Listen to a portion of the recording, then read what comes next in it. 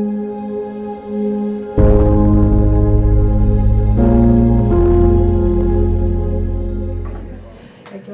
good morning everyone. Good morning. I said, good morning everyone. Good morning. Good Morning. morning, madam. Thank you.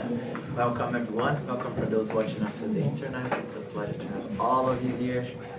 And today we're going to talk about the euthanasia, Spiritist view, and Joyce will do the lecture for us. But before that, Denise will do the initial reading and pray for us. Thank you.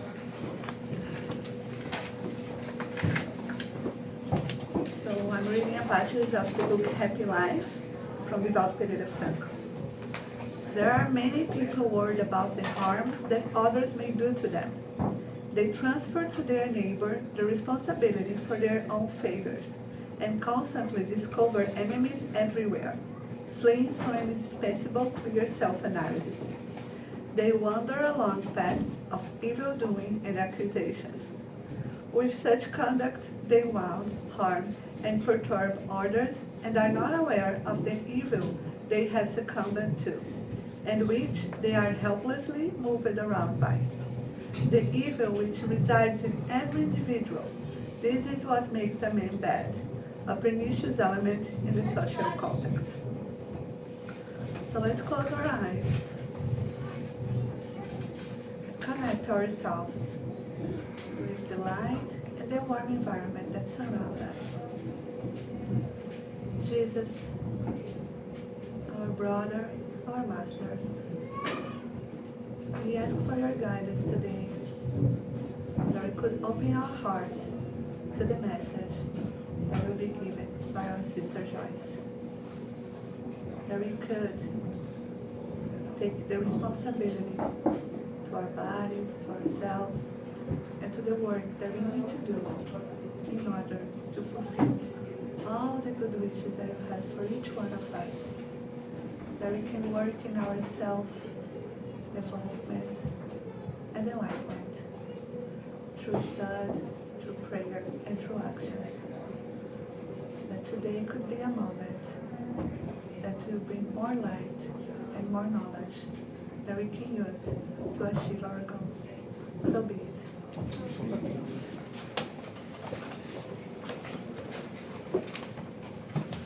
So good morning, everybody. Good morning. It's always a pleasure to be here again, talking to you.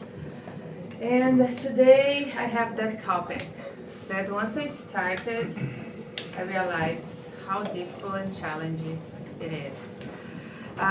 So my job here is to show the Spiritist view of euthanasia. And initially I was thinking, oh, but this sounds easy, right? If you ask me, what is your opinion about euthanasia? It's so obvious and easy for me to say, of course I'm against euthanasia, because I'm against killing anybody, right? But then I realized that if I just say that, I'm kind of closing my eyes and not seeing what exactly a person that has a loving one suffering a difficult condition, and that person that is facing that challenging of taking care of someone with a terminal ill every single day, sometimes for years. Am I able to understand how challenging and how difficult it is, the situation for that person?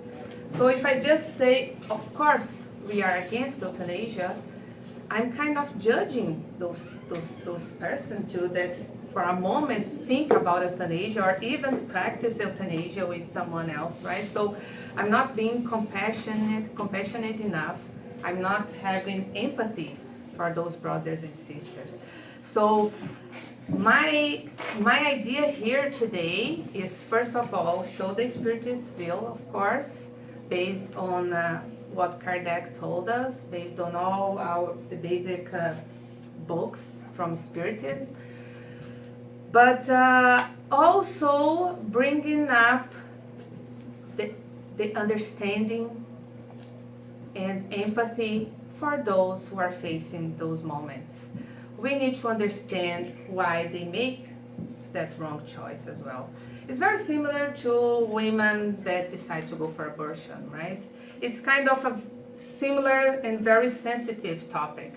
That my job here is not to say that they are wrong, but to bring light and comfort and understanding, and mainly understand that the main idea that Spiritism tells us is that you have the free will and you will be the main judge of yourself. Your conscience will be the main judge, right? In Spiritism, we do not have rules. We do not have. We will not say, "Oh, you are prohibited to do euthanasia." But the idea is to understand the consequence of your decision. And once we truly understand the idea of Spiritism, the idea of the eternal life, multiple incarnations, the idea of the justice from God, and the concept that God is all love and justice, we automatically kind of understand that euthanasia might not be the best option, right? So when I was doing this lecture and reading and facing and trying to understand both sides of those that are in favor of euthanasia as well as those that are against it, I was feeling sometimes so tricky because depends on the situation. It's a very, very difficult way to say, oh, maybe euthanasia. Sometimes we see ourselves, even for me as a spiritist, sometimes we see myself saying, oh, maybe that would be good for they are suffering so much, so maybe, you always see that like, each situation is different. You always see yourself in those moments. So I was questioning myself how I can present this in a nice way. And sometimes I was thinking, no, am I really able to present this topic? And then I decided to take a break, and I decided to take a break from my work with the presentation, and decided to watch some Spiritist talk. And the talk was about the work, like the Spiritist work, like what workers, what we should do, like to be a good worker in the Spiritism, either Spiritism house or in the Spiritism movement. And the person that was doing a talk, he told a little story that I will share with you guys. So picture yourself like a monk. There was a monk that his job in the monastery there was to wake up very early every day, and he needed to go, like the monastery was up in the hill, so he needed to go and get 2 heavy containers every day down the hill to pick some water, because the river was down in the hill. So he needs to fill those containers with water to bring up to the monastery that was up in the hill, to fill the reservoir, the water reservoir in the monastery. So it was a very hard job that he needed to do every day. So, and sometimes like a few times during the day, go down with those containers on both shoulders and coming up that filled with water. And one day, one of the containers cracked and started to leak water, right? So, which made his work a lot harder, right? So pretty much doubled his work every day, because on the way back to the monastery, like lots of water was leaking. So once he got there, like half of the water was gone. So he needed to do pretty much 2 times more work than the usual. And so that container that was broken, that was cracked, came to him and told him, why you did not discard me? Because I'm not useful anymore. I got this crack, I'm not useful. Discard me and get a new one. Are you silly? Why you keep me, right? And then the monk answered back to the container.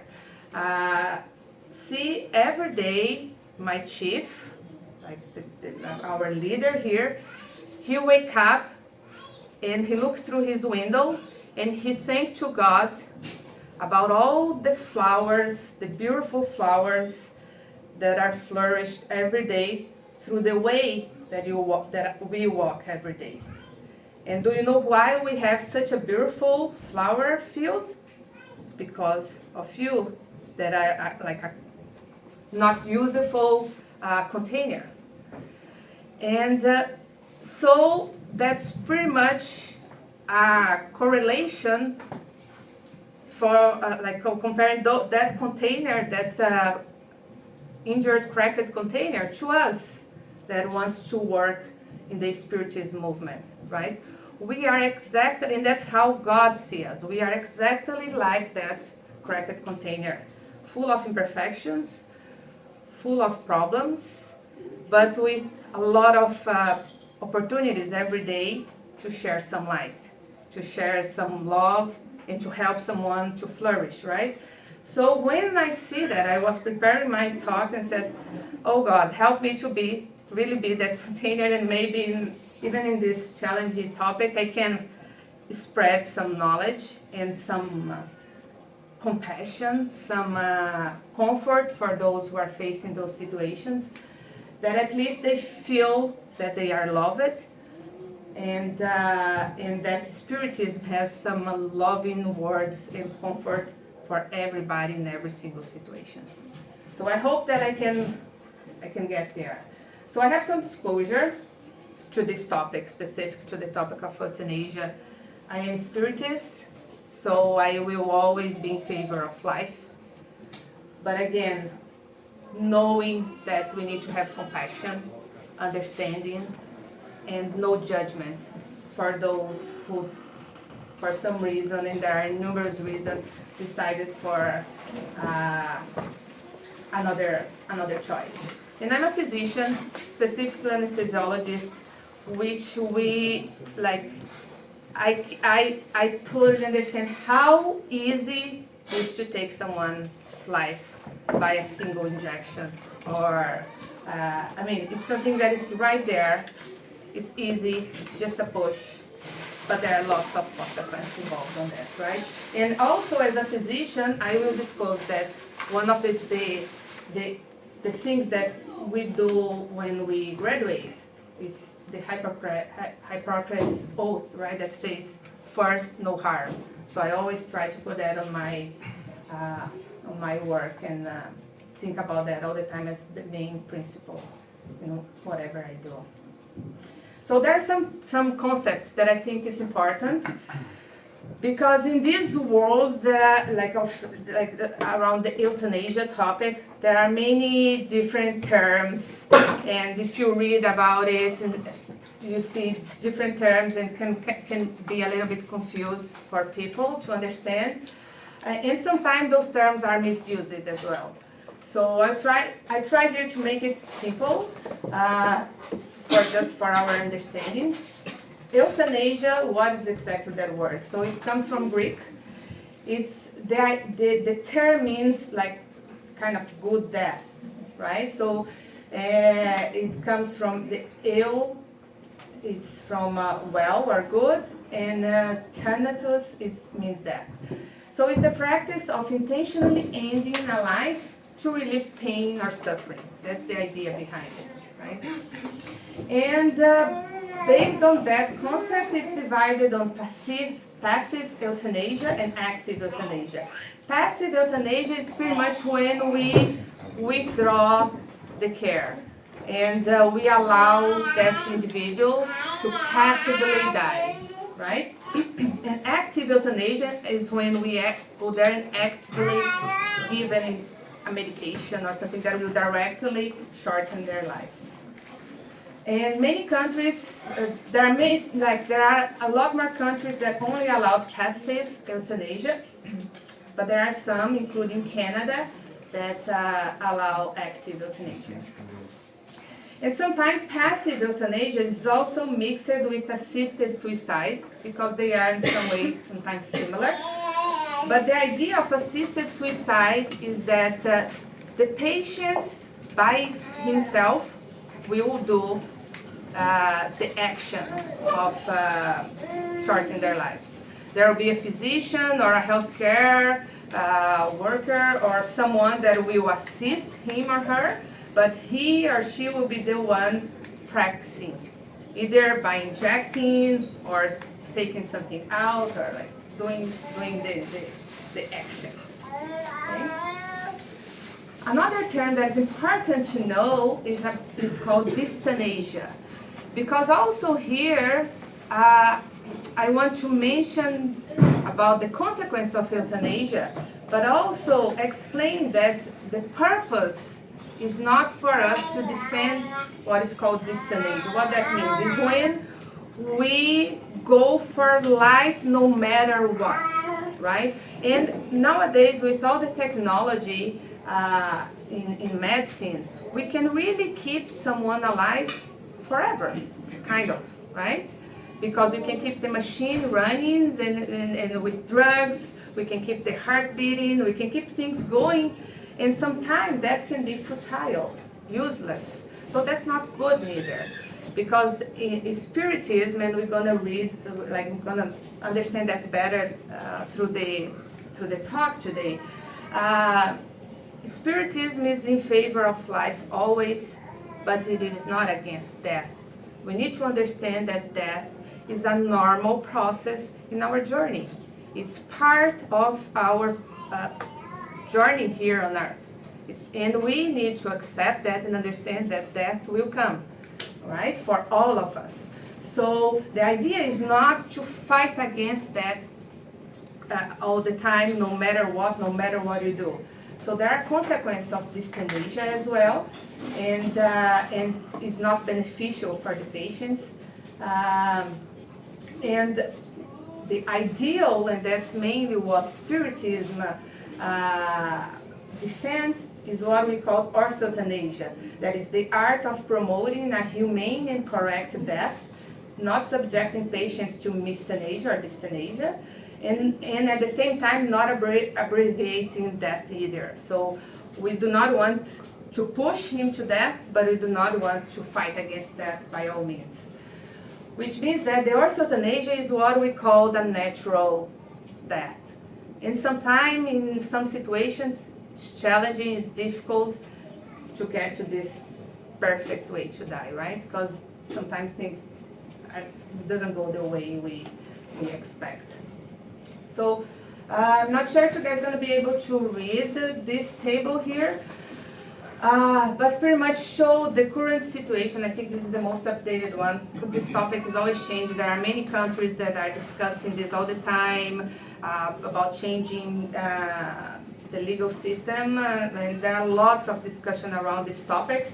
But so far, all those countries, Switzerland, Netherlands, Belgium, Luxembourg, Canada, Colombia, they are all of them is legal, the euthanasia. Actually, Switzerland is actually legal, the physician-assisted suicide. So all of them are legal in some ways. There are small changes in the rules.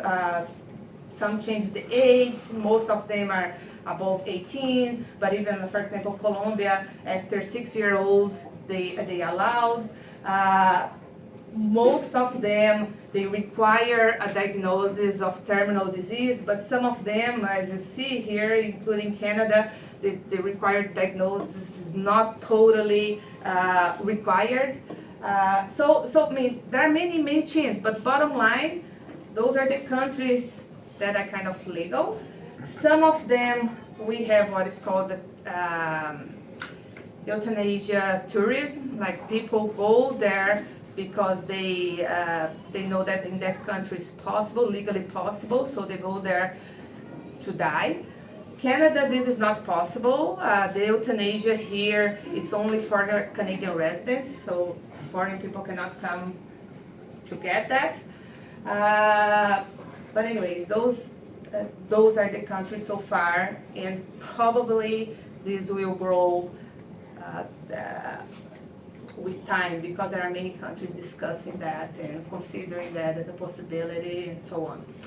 So the voluntary active euthanasia, it's allowed in Canada since 2016, actually, when the act was fully approved, but between 2015 and 16 was a lot of discussion. So, but 2016, the Supreme Court allowed it, and it's legal in our country nowadays. There are obviously some requirements, and it's very detailed rule that I'm not familiar with the full policy, but it's there. And here shows that the number of assisted suicide in Switzerland has risen more than fourfold in like about a decade, as you can see. And this makes me think, and here is the darker red is for Swiss residents, but in Switzerland there are many people that travel there to get this done, as we see in the news once in a while, right, about people that go in there. And there are some Canadians that in the past, when we were not allowed here in Canada, went there to shorten their lives. And then we think, why? Why does this happen? And it's important for us to understand that, because that's the only way we can help those people, right? Without judging. We need to understand their sides. So there are many, many reasons. I put 4 reasons here, but there are many reasons, and even inside each topic there are many branches, right? Depression for sure, it's one of the major things. But also fearing loss of control or dignity, right? When you see that you don't have the same power, you will start to lose your independence. So you start to depend on people all the time. You see that you cannot do the same things as before. Your mind is not working the same way. And pain, right? Many people feel that pain every day. It's hard, I cannot even imagine, because it's something so far away from my current condition that it's hard for me even to put myself on those patients' shoes, right? To understand what they are really facing. But bottom line, it's all a lot of fear, right? Because if I'm suffering right now, what will come next? And when this is gonna end, right?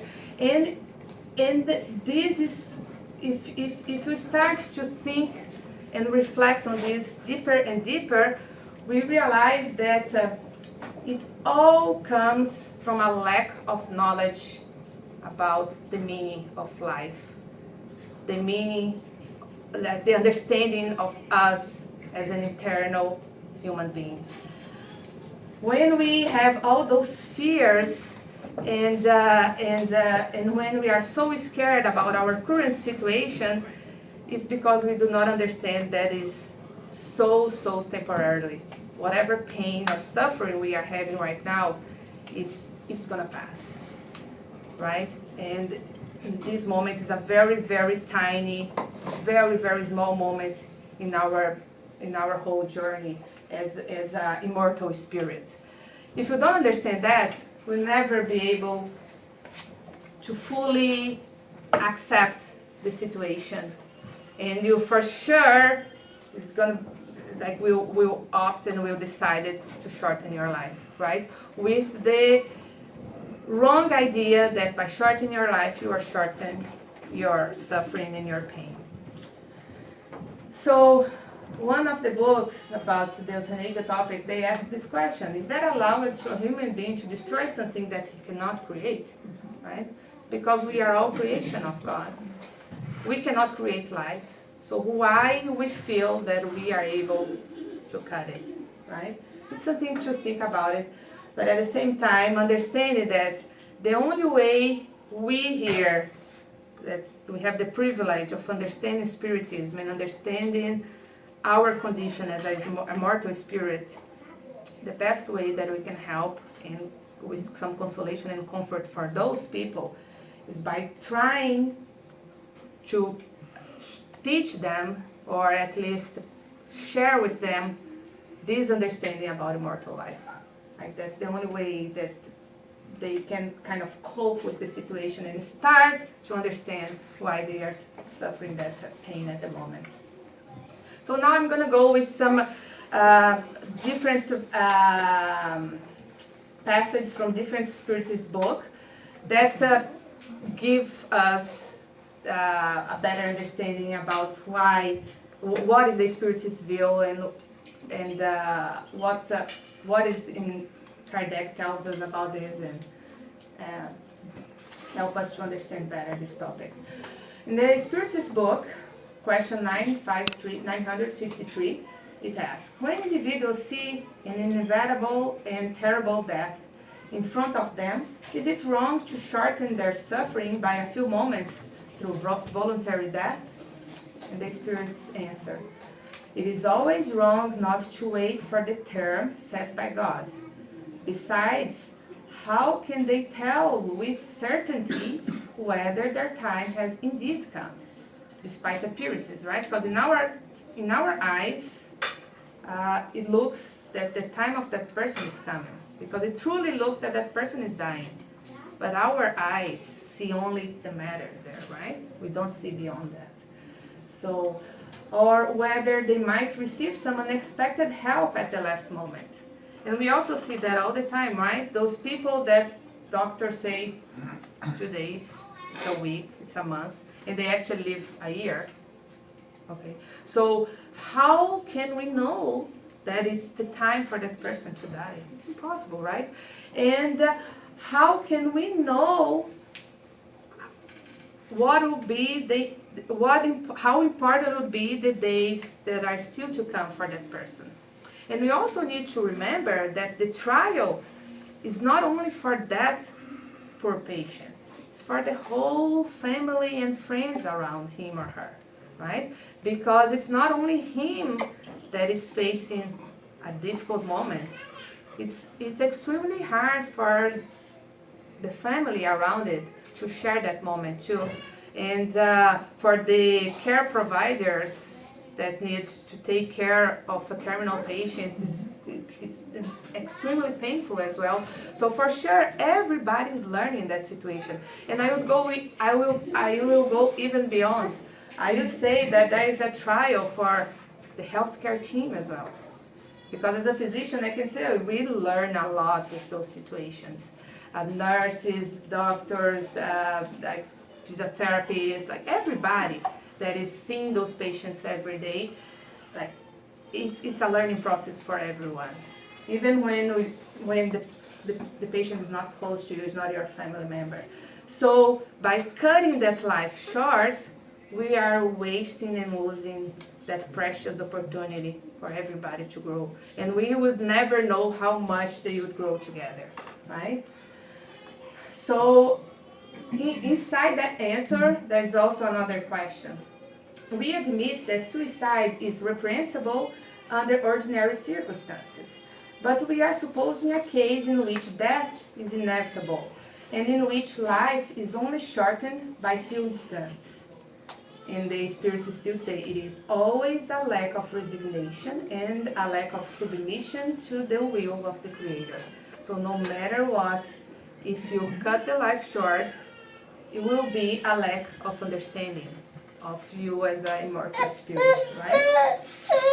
What in this case are the consequences of such actions? As always, an expiation in proportion to the seriousness of the wrong, according to the circumstances. Obviously, everything is going to be according to the situation. And more, as many other spiritists talk, probably heard about it, more you know, more you are responsible, right? So for someone who is totally ignorant about immortal life in Spiritism, if they decided to go for euthanasia, the consequence for them will be in some way a lot less than the consequence for me that know all this, right? And that makes sense. Again, goes according to understanding that God is all justice, right?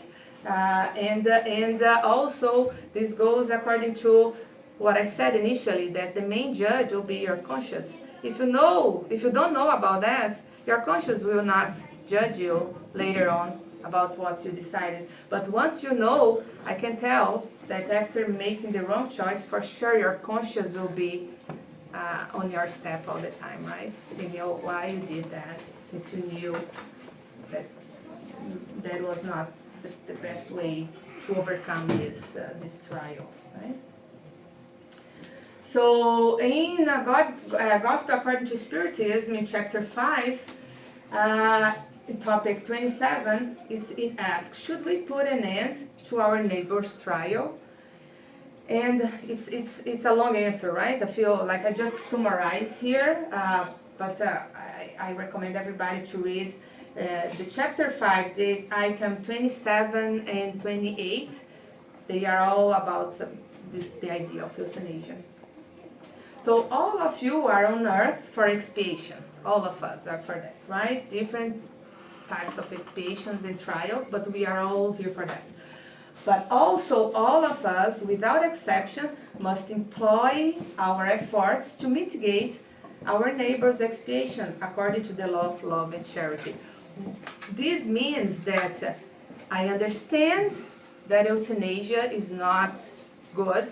I will not be in favor of cut the life short, but also there are things that I can do, even in a terminal situation.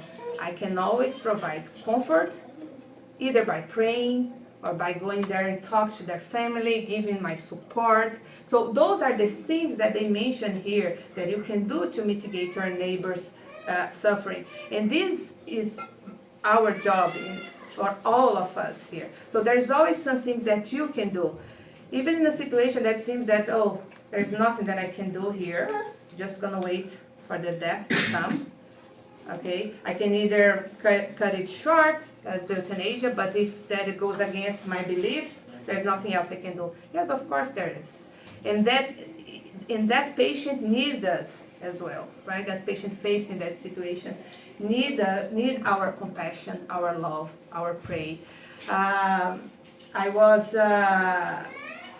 watching a talk about euthanasia from a doctor that is a Spiritist as well in Brazil, and he was saying that sometimes as physician we see our hands tied, right? There's not a lot more to do, and he said, you know, sometimes the best thing that I can do is just pray for those patients.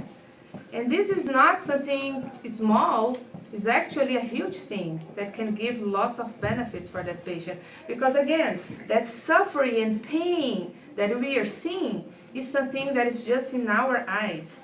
Not necessarily, and we can see that in many Spiritist books, especially from the series of André Luiz that shows a lot about that correlation between the life on earth and the life on the spiritual world, right? And how they connected to each other.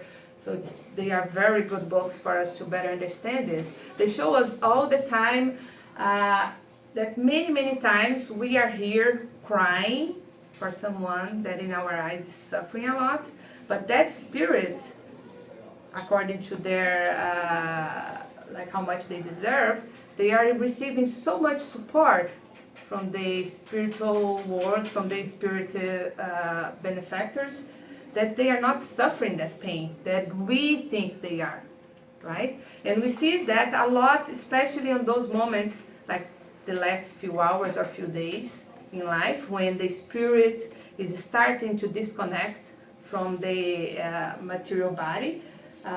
There's a lot of, like a huge process that happens in those moments. And many times the spirit is getting lots of support and it's not suffering the way we think they are, right? So also much of that feeling that we have and sometimes desire to cut that life short is a consequence of our own selfishness as well, right? Because we don't want to suffer. We are suffering a lot by seeing that family member suffering, and we don't want to suffer, right? So kind of cutting that life give me peace because I don't need to face that situation every day, especially if I'm a caregiver, right? And again, not judging that person, because honestly, I'm lucky enough to say that I didn't go through that situation in this life, at least in this life. So I have no idea how it is to take care of someone terminal, like every day. It must be too hard. So I understand that patient, that person that have that desire, but still it's a combination of lack of knowledge about the consequence of that choice, as well as selfishness that still guide us in many of our actions, right? And the same chapter, the next item that I mentioned, the 28, it says, is it permissible to shorten the life of a patient who is suffering with no hope of a cure. That's exactly, for those who defend euthanasia, that's exactly what they defend, right? If there is no hope, what's the purpose, right? No matter how extreme the condition of a dying person, no one can say with certainty that his or her final hour has arrived, right?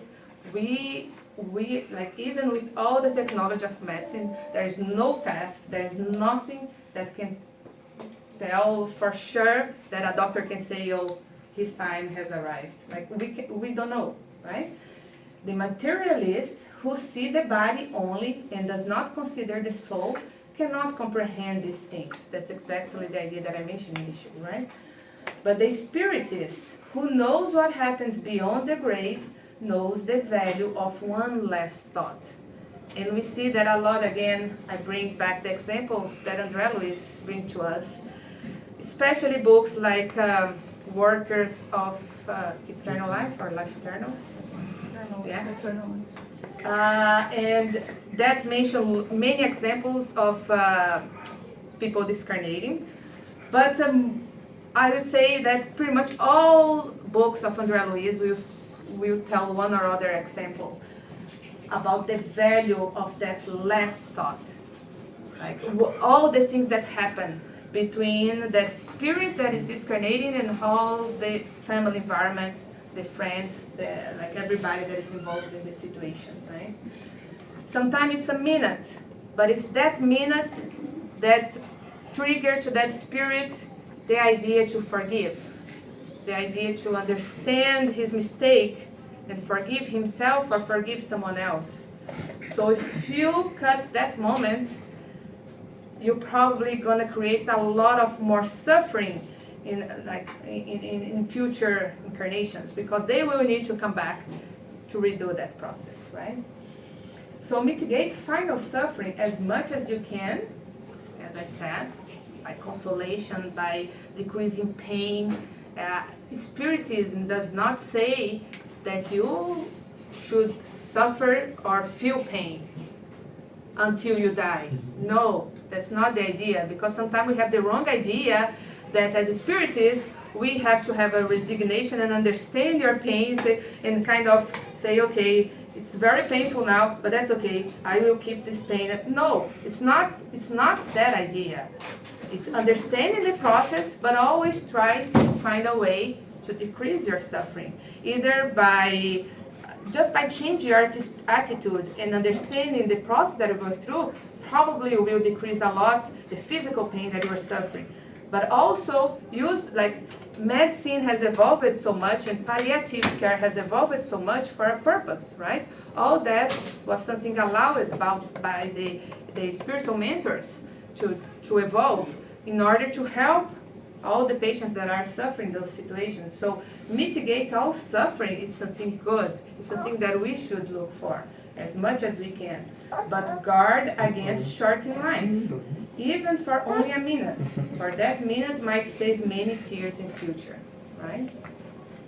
And also there is one book that I don't remember which one, that Chico was given an example about a situation that he faced. He was visiting a person, like a family, that the guy was pretty much, since he was born, he was in bed with lots of malformation. So he was pretty much bedridden the whole life, and also mentally impaired with a chronic disease that was just slowly progressing.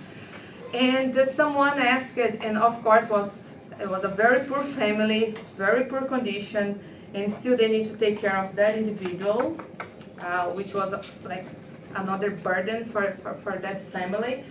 And Chico was asked at that time, in this situation, that it's so hard for this family to take care of this individual, that certainly is slowly progressing to death because of the chronic disease and the multiple malformations and so on. What's the purpose of the life of this individual, right? In this situation, don't you agree to cut his life short, like to practice the euthanasia? And Chico mentioned, oh, you don't know about all the background behind this person. So this is a spirit that made many, many mistakes in the past. that has so many enemies in the spiritual world. And every time that he goes to the spiritual world, those friends find him there.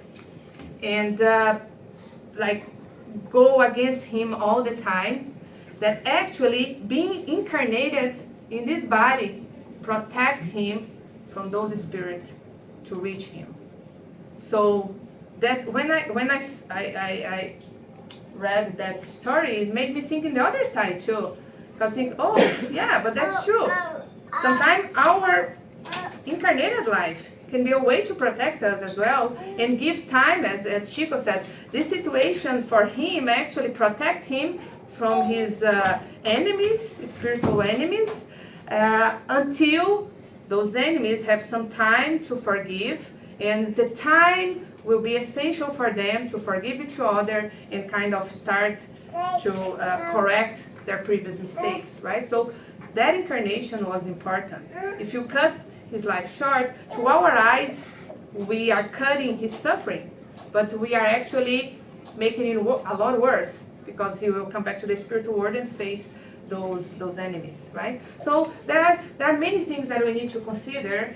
Bottom line is that we don't know, right? We don't know what we've been through. We don't know what is in our future. But we as Spiritists know that we are immortal beings.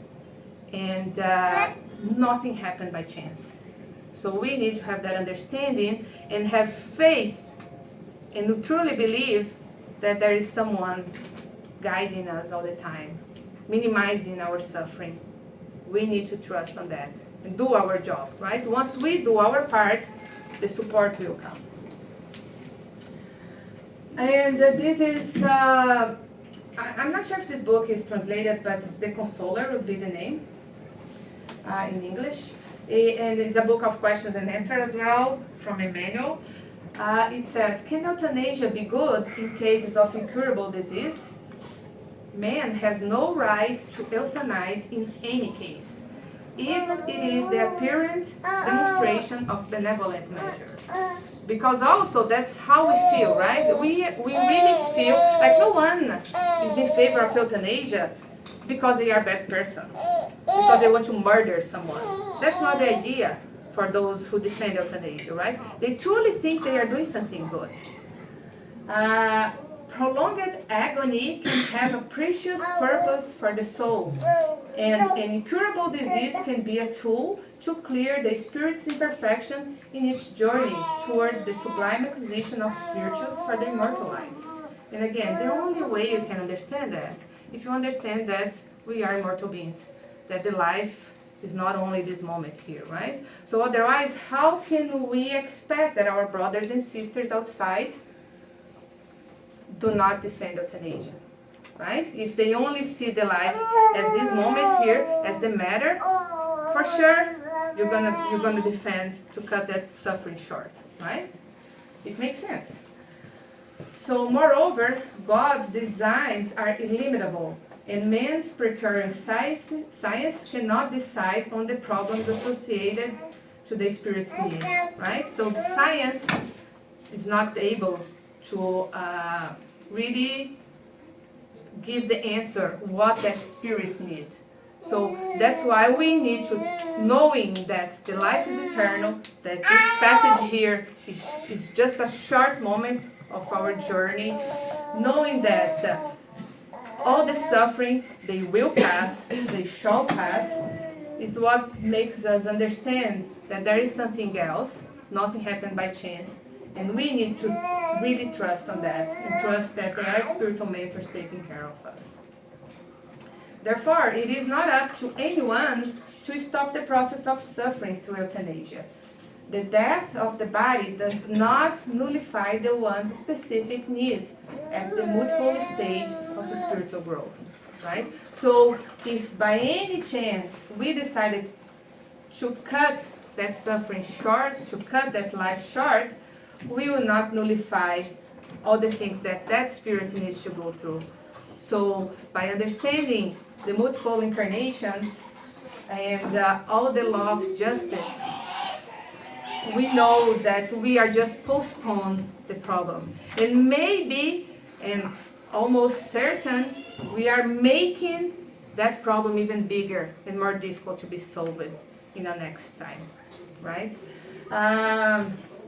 I saw, and we see many examples of people that although I'm sure they are not spiritists, but they are kind of example to us to show that we need to have some resignation and keep going, because we, even with a very limited type of life, we can still do a lot. We see, for example, Stephen Hawking, a guy that has a terrible, awful disease. We see many people that already practice euthanasia or think about euthanasia has a similar disease as him. There's a chronic disease that pretty much make you look like a vegetable, right? He does not do anything like in terms of movement, but his brain is perfect, right? And he's lucky, of course, to have all the support and have all the technology like to help him to communicate with people and so on.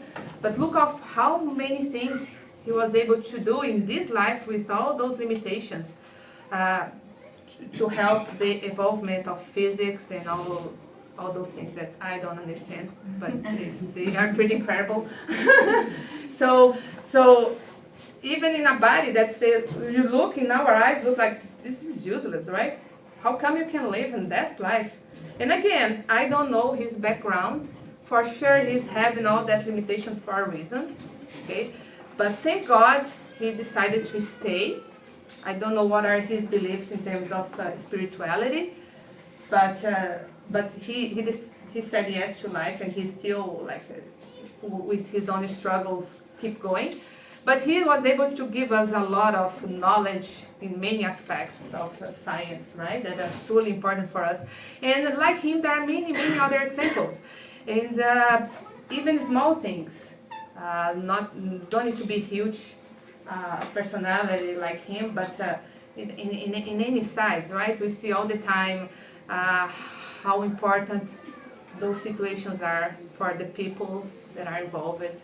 But at the same time, I try to look at those people with lots of empathy and compassion, because it's hard. It's really, really hard. And each situation is different. And that talk from this physician from Brazil, he was saying about different situations, and sometimes how much it's tricky, even for spiritists, to say what should be right or wrong. Initially, he was saying that also we need to understand what is a terminal disease, because also to advocate for orthothanasia and avoid the dystonasia, you need to understand what is terminal illnesses, right? Because what happens is that because of our material eyes and our material understanding, we think that sometimes a severe dementia is a terminal disease. So a patient an elderly that come with severe dementia, that in our eyes seems that he's having a useless life because he cannot recognize anyone, he cannot recognize sometimes even himself, he does not know what is this for, what is the chair for, like he's totally disconnected, right? Because his cognition is totally out. So when those elderly come to the hospital with a severe pneumonia, many people will say, oh, don't do anything for him or her, right? Why you're gonna go put him in ICU, intubate him, treat that pneumonia? Because look at his life, right? It's a useless life. But you need to remember that what he has is not a terminal disease. He has a chronic condition, that there is a purpose for sure, there is meaning, and now he comes with a condition that is treatable. We can treat that condition, and he can come back to his baseline life. It looks to us that is not a good life, but our eyes cannot see what is beyond that, right? It's different from someone who has a metastatic cancer disease that is spread all over the body and comes like truly in terminal condition, right? And there is no more treatment to provide to that person because the disease is spread all over the body. And he comes with complications of the cancer that is slowly progressing. So in those situations, When the patient and the family says, okay, I do not want to be intubated, I just want some comfort, because this is just a disease that is progressing. It's not something that I can treat and the patient can go back to his baseline. Those are different situations, right? And that's what the dystonasia is not a good thing, because you can easily intubate those patients and keep them alive in a machine and the disease progressing for no purpose, instead of providing him the comfort and the palliative care and allow him or her even to pass away at home, that sometime will be even better because they can receive the love and the care of their loved ones instead of being by themselves in a hospital bed, right? So that is the judgment that you need to do in every single situation. And sometimes it's tricky. That situation that I mentioned about the dementia, it divides many people. And here in Canada, maybe because euthanasia is allowed, we see many people that says like half and half, yes or no. And we need to understand all the sides. Each situation is different. But in the Spiritist view, we believe that the comfort should always be provided. If it is a situation, as I said, a metastatic cancer disease, that we don't have ways more to give any treatment, and the disease is just progressing, allowing those patients to stay at home with comfort and the love of the patients are totally acceptable. With pray and love, that's what they need, right? Because medicine cannot change anything.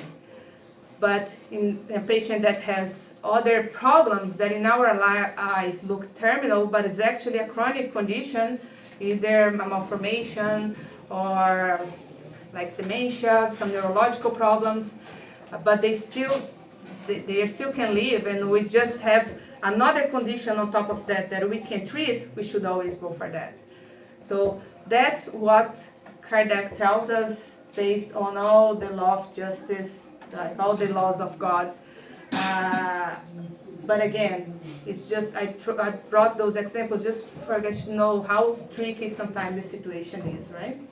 And again, the right decision will be always what you have in your conscience, knowing that you're going to respond to everything you choose. Always, your conscience is going to be your judge, right? So in summary, I would say that euthanasia is a no, it's not the solution, will not cut the problem, will not solve the problems.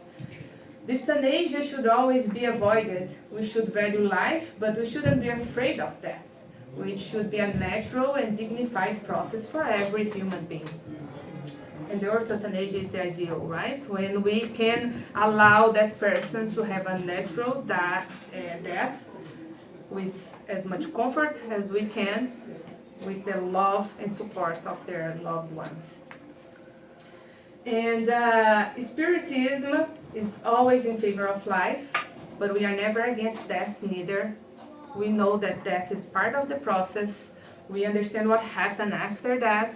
So we know that death is only for the material body.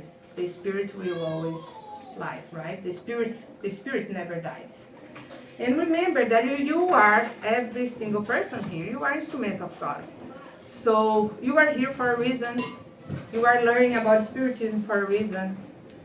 You should understand that you are important to spread this light, to spread this comfort, to spread this consolation.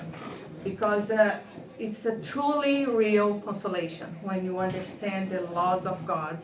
We understand our purpose here in life. And we understand that by having a challenge or a trial, it's not because we are victim. It's just because we are facing a situation that in the past we created, right? So we need to go through that in order to evolve, in order to fix ourselves, like from inside, in order to be better persons. So I know it's a very challenging topic, but the idea is just to make you guys reflect. And I hope that I was not very judgmental here. I hope that you guys understand the idea behind. Thank you very much.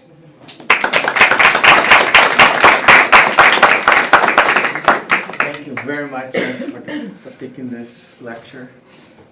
I always got this, and shoot. I'm glad I You did know, that. I think it's even harder for someone that is not from medical field, like from healthcare system, to talk about this, right? Because as I said, it's so easy to just say, no, of course not, euthanasia, no, no, and no. But there's so many things behind it. And every single day we face that situation in the hospital. Like, should we withdraw care? Should we stop? If I withdraw care, I'm practicing euthanasia, or it's tricky. And sometimes you really need to take a moment and reflect what you're doing, the consequences behind it, to try to make the best decision. We do have some minutes for questions or comments, if anyone have any, or one on the internet. Yeah, we have one from Terry Davis. She's asking if it is possible for souls to realize their errors in the spirit realm, aided by guides there. So can you repeat? Is it possible? Yeah, I want a little bit noisy here. If you can speak a little bit louder, it would help us. If it is possible for souls to realize their errors in the spiritual realm, aided by guides there, by other spirits. Yeah, well, once you go to the spiritual world, like once you discarnate, your eyes open in many different ways, right? So you realize all the mistakes that you've been through, like all the wrong decisions that you made. And that's another kind of suffering time for many spirits, because you realize that you plan yourself to go through those trials, because many of the trials that we face here is something that we planned and we asked for, but we failed in those decisions, and you will realize in the spiritual world all those mistakes. But again, as said, like, there are going to be mentors there that's going to help you to understand and help you to redo it next time, because there's always another opportunity. Like, making a mistake is not the end. You're always going to have a chance to redo it.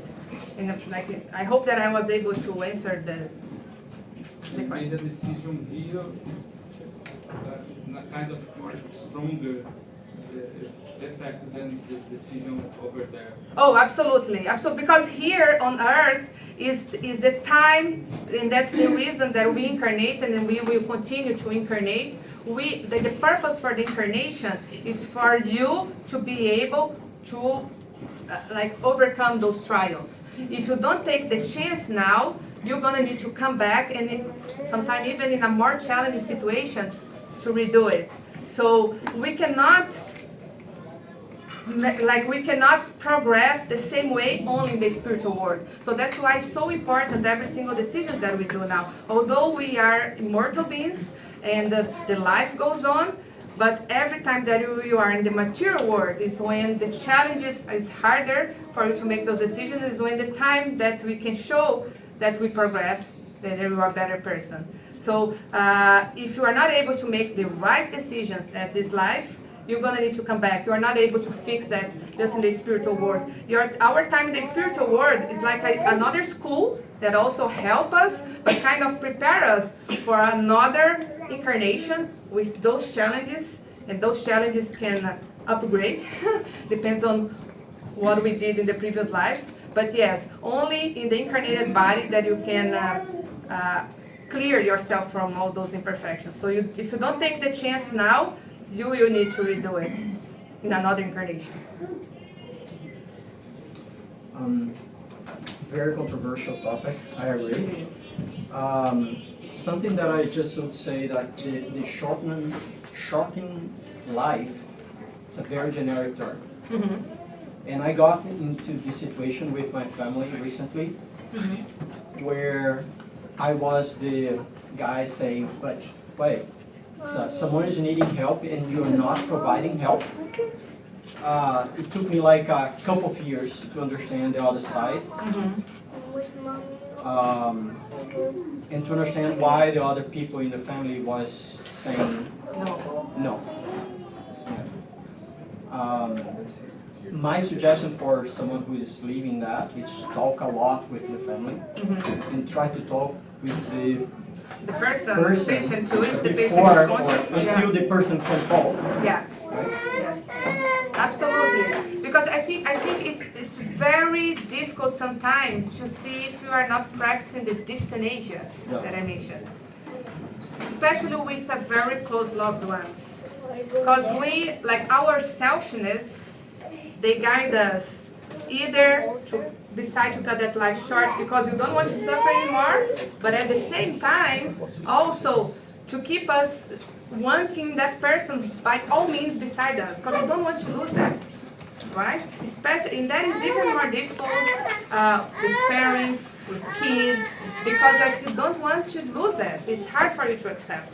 So it's very, very difficult to find if you are fighting for life or if you are just practicing the dystonasia, that is fighting for futile kind of life.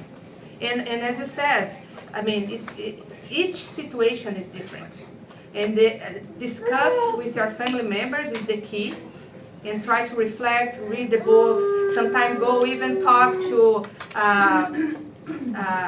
here in the Spiritist Center we have the fraternal assistants, like talking to people to see, like if you are another religion, talk to your religion's leader, right? To try to see different perspectives, to try to analyze and keep yourself open for that, right? Because it's I agree. I've never been in that situation, but I can see how challenging that could be. Yeah, but it's much easier for a healthcare practitioner than for someone who just got in a situation that, no, it's over. But it's not over. Yeah. Hey, it is over. No, it's not over. So it's this. Yeah, I totally see what you mean, because that's the daily.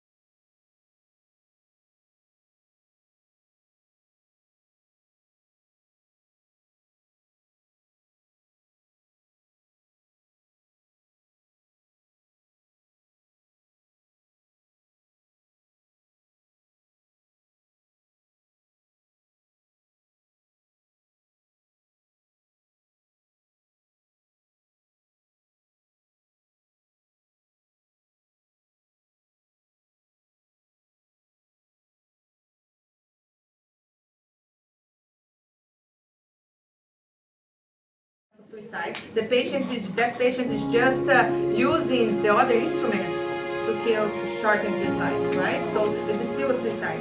But yeah, but it's possible to do the euthanasia against the patient's will, and there are countries that allow that as well. So that way it will not be a suicide because it's not that patient's will. That's one quick question. From a doctor's point of view, if you have an oath and promise to save lives, how come that's even an option? Like, I'm living a situation with my father-in-law. He talks, he walks.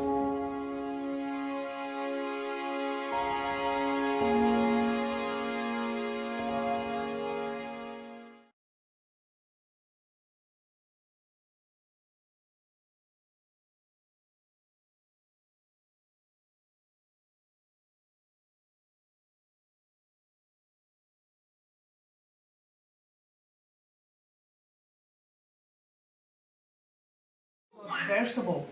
Yeah. How a doctor supports that and actually practice that. Yeah. I think, Katarina, it's more because of the imperfections that the patient carries. I agree with you. It must be extremely hard, but there are many, like doctors are human beings too, and they do have lots of imperfections. And they are also guided by themselves. Sometimes they think, oh, that's the easiest way to do it, because their eyes are just matter, right? And there are many doctors that have no spirituality. So they allow it, their practice to be guided by all the only material means, right? So if you don't see beyond the grave, it's easy to make that decision. And it's even challenging for you to have some compassion toward her as well, to understand her, right? Because you do have the knowledge. You said, how come this is? But at the same time, we need to understand those brothers and sisters that make those mistakes and pray for them. It's just like, why you have an oath that you were supposed to save lives? Yeah, I see. And at the same time, it make us think, how come this is allowed, right? This is even allowed. Exactly. But for us, it's easy to see that. I try to understand the other side. The good thing for me as a doctor is that I can say no, I will not do, so someone else does. At least that I don't have to do those things if it's against my beliefs. But it's in the system, right? So it's tricky. It's very tricky. But again, because they think that is the kind of a terminal disease, they think that it's useless, his life. Yeah. Well, we do have the lunch and learn today, so we're gonna stay. I hope you guys can stay for the lunch as well. So if anyone have any additional questions, please let's talk after during the lunch. Okay? Now it's time for the pass. Yeah, right? thank you. Yeah, time for the class. Thanks so much, Joyce. Thank for those watching us through the internet. I invite you guys to do your final prayer. Just a very, very quick announcement for the event. Since she's talking about We're you're going to deliver. after. Yeah. We do after the pass.